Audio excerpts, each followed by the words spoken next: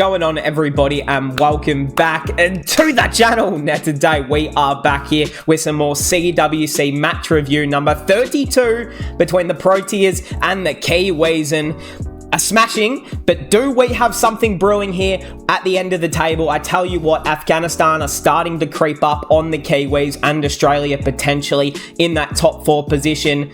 There could be a late twist, especially if the Kiwis don't start winning some more games again. But hey, if you guys are new around here, hit that subscribe button, leave a like, and comment down below all of your thoughts on this one.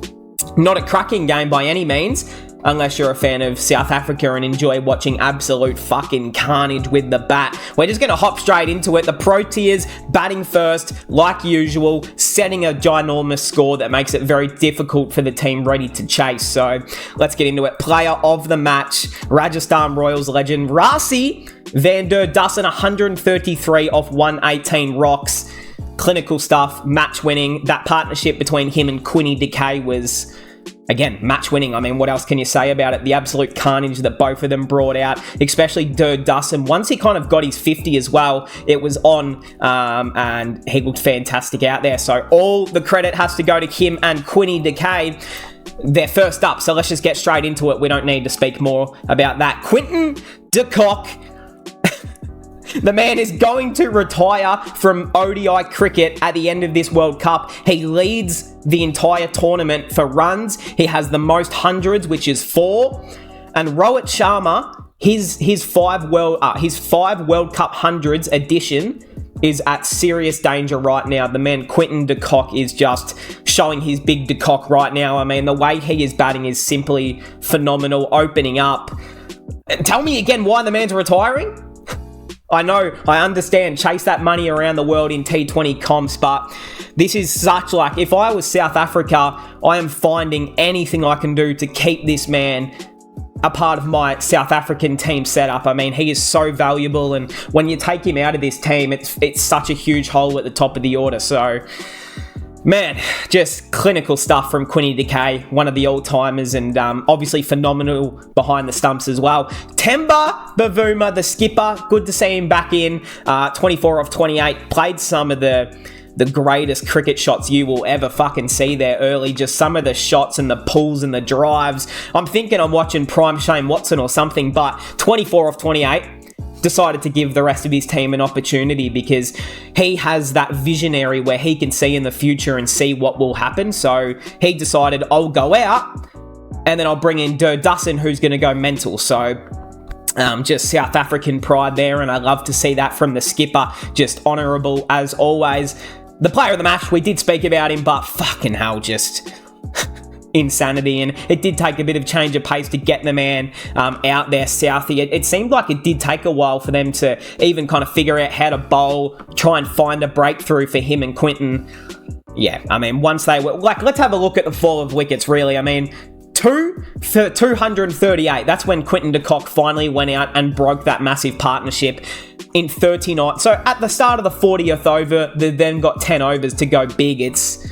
Yeah, you put yourself in a really dangerous position if you are New Zealand, and I know they fielded okay, but they had some dropped opportunities. The one of Quinton de Kock when he was on like 12, I think it was, or 11. It was a tough chance, but they're just the chances that you either take and win the game, or you don't take and lose like they did, quite embarrassingly. So you take that, and it probably changes the game. Quinton's out for a less than 100 runs. The whole game is completely different, but easier said than done. Der Dussen, look, he did have a chance to get caught when he was on like 90, but didn't really matter. He already done the damage. David Killer Miller, what a luxury to have this guy coming in at usually number 5 or 6, but he comes out at number 4 here. The right decision. I love to see that from the coaching staff there. Whoever made that move to get Miller up the order for the last 10, I wish Australia would take note and do something similar. 53 off 30, 2 4s and 4 6s. Is this prime Gujarat Titans David Killer Miller? I mean, it certainly looked like it out there, finishing off the innings in style. Heinrich Klaassen, when that man is not expected to do much and you still make 350, you're feeling pretty damn good, aren't you? And then Markram decides, I'm going to come out for the last ball and put it around the corner for 6. So South Africa finished for 357, set a very, very large total on this pitch. I mean, look, it was going to be some sort of effort to chase this down. Not impossible by any means, but they would have had to start well.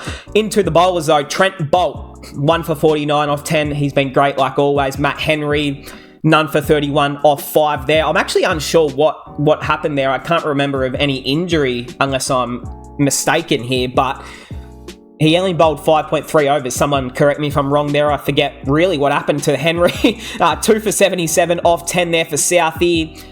Gun, like always. Mitchell Santner, none for 58 off 10. Glenn Phillips, none for 52 off 7. Ratchin, none for 17 off 2. So went for a bit of tap, but you can see with the spin bowlers given absolutely nothing. No wickets here on offer.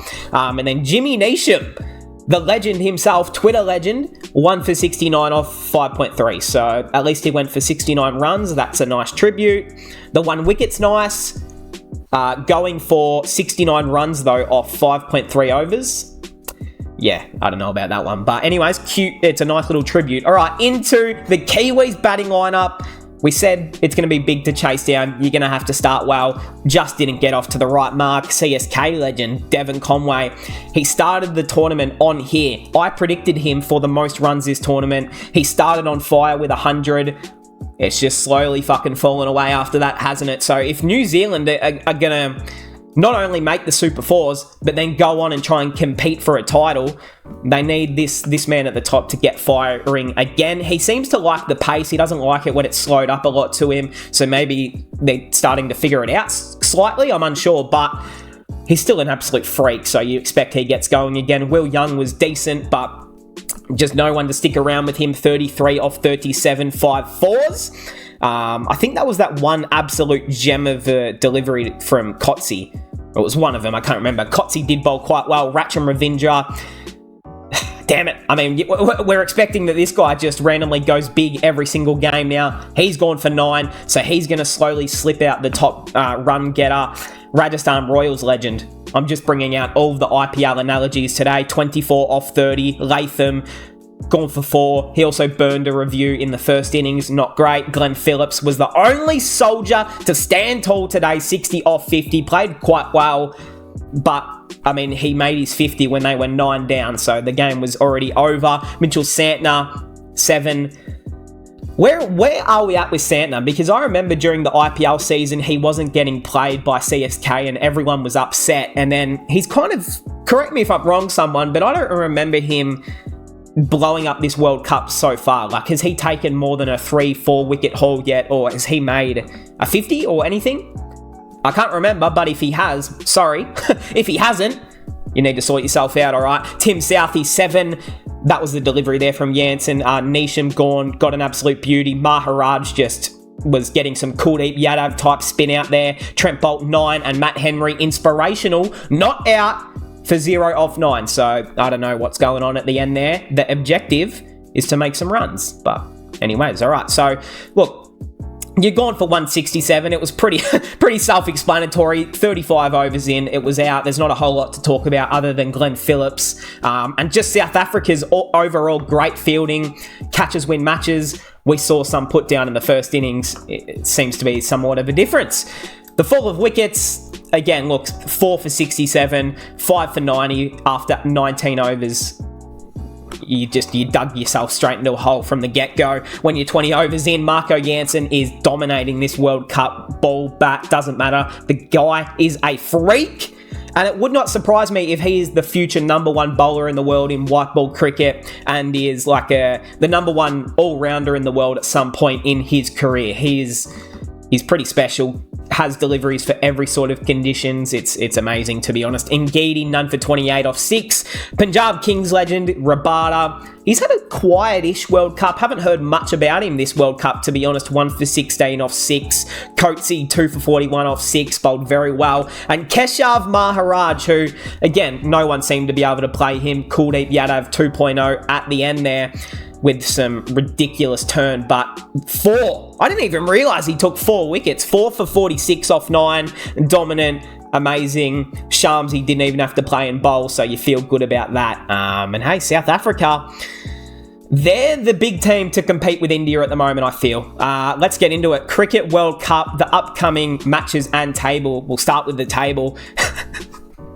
Who is at the bottom? It's still England is at the bottom. Anyway, shout out to England, man. Bangladesh. It's time to go home, fellas. Netherlands. They're hanging on, but we love to see it. Hopefully they finish in the top 7 so they qualify for the Champions Trophy. Sri Lanka. Well, they do play against India tonight, so that'll be a big test for Kusal and the boys. Afghanistan and Pakistan, sorry. I forgot about Pakistan. They're in 5th, but both of those teams still hanging on. After New Zealand losing last night gives them a massive chance to possibly pull into that top 4 now. So as an Aussie or a Kiwi fan, you should be fucking nervous because it is going to come down to the wire. India in 2nd and South Africa in 1st, just absolutely fucking chilling at the top there. India will play Sri Lanka tonight and probably make it 7 from 0. So matches, the upcoming matches, this is what is going to shape the rest of the World Cup. As I'm just going to take a sip of my coffee real quick, running out of breath. That's what I'm talking about. Give me all that. All right, India, Sri Lanka tonight. Where is this? Is this Maharashtra? Where's this? Wankhede, that's right. Beautiful, sexy. Love that. It's going to be a packed crowd. And what else is to happen? So if Google can... hold on. I was going to laugh and say this was not much of a match, but thinking about it, this is a big game. The Netherlands v Afghanistan. If the Netherlands can defeat them, Afghanistan might as well go back home. But if Afghanistan can win, they're going to be maybe even in the top 4. So that is scary for New Zealand. This is a ginormous game. Oh my goodness, there is big games coming up everywhere. Holy shit. This is huge. This is ginormous. This could be like a final preview in a way. This is not going to have much meaning, but it's going to just show us like the 2 best teams going at it. So it's not going to, decide the table, or it'll actually decide who finishes 1st and 2nd and gets to play what team. So that is actually a big match now I'm thinking about it. This not so much. Australia, Afghanistan, that could decide who finishes in the top 4. My heart could be broken right there. England, Netherlands. Netherlands should win that. New Zealand, Sri Lanka. Kiwi should win that. South Africa, Afghanistan could decide what happens to Afghanistan. Aussies, Bangladesh, so at least we get to finish off the tournament with something hopefully good. This is going to be big because Pakistan might need to win that to make it. And then, hopefully fucking Rian Parag and Rinku Singh get a call up for this game and get to play because it won't exactly be a whole lot going on there. And then into the semi-finals, the final, the biggest World Cup that we've had in a while. Just while we're here as well, we'll finish off really quickly with the stats. Quinny Decade now at the top. Ratchin, David, Hitman, and hold on a minute, Aiden Markram into the top 5? When the fuck did that happen? Wickets, Zorba, Jansen, Afridi, Coatsy, Bumrah, and Santner. Sorry, Mitchell Santner, you've been pretty good. That's my fault. Damn it. I'm sorry, Santner. I take back what I said. Highest score, Quinny Decay, as we know. Warner, Conway, Dawid, and Dustin last night. Best bowling figures, Shamgod. Batting average, Headball, and KL Virat. Bowling averages, Shamgod and Bumrah. Hundreds, it's Quinton de Kock and then Daylight.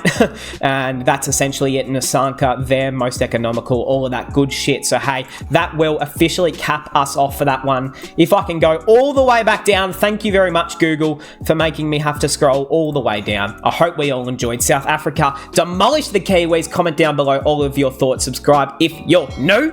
And I'll see everyone in the next one.